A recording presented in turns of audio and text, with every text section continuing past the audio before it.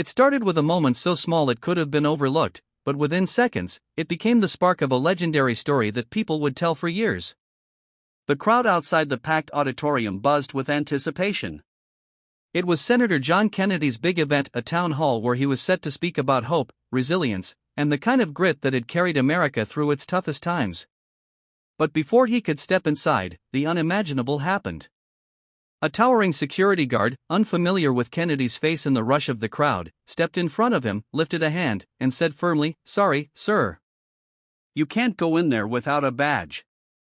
Kennedy, dressed in his plain suit, without the entourage or flashy presence most politicians carried, chuckled softly. "Well, son," he said in his familiar drawl, "I think I might just be on the program tonight." But the guard didn't budge. To him, Kennedy wasn't a senator, wasn't the man thousands were waiting to hear. He was just another middle-aged man trying to slip past security.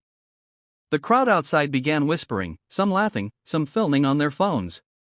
And for a fleeting second, Kennedy stood there, blocked from his own event, treated like a stranger in the house he built.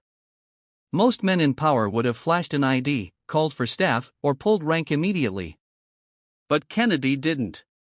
He looked at the young guard, nervous, rigid, and determined to do his job, and saw something more than a roadblock. He saw a chance. "You remind me of myself when I was your age," Kennedy said softly, almost to himself.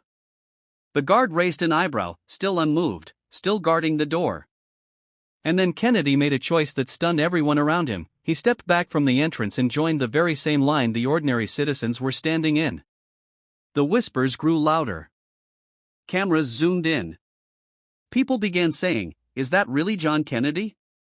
Why's he standing with us?" Kennedy smiled, shaking hands, chatting with people in line as though he'd come as a guest rather than the star of the evening. Children lit up when he bent down to speak with them. Seniors held his hand as he listened to their stories. By the time he reached the front of the line again, the atmosphere had completely shifted. The crowd wasn't watching a politician anymore, they were watching one of their own. Finally, a frantic event organizer came rushing out, breathless and horrified. "Senator Kennedy! What are you doing out here? Please, come in." The guard's face went pale as the truth hit him. He had just stopped the guest of honor. But before the organizer could scold him or the crowd could turn against him, Kennedy put a hand on the guard's shoulder. "Don't you dare apologize," he said firmly. "You were doing your job. A man who doesn't do his job with conviction isn't worth much. Tonight, you showed more honor than most folks in Washington." The guard blinked, speechless, as the crowd erupted in applause. Kennedy then asked him to purr.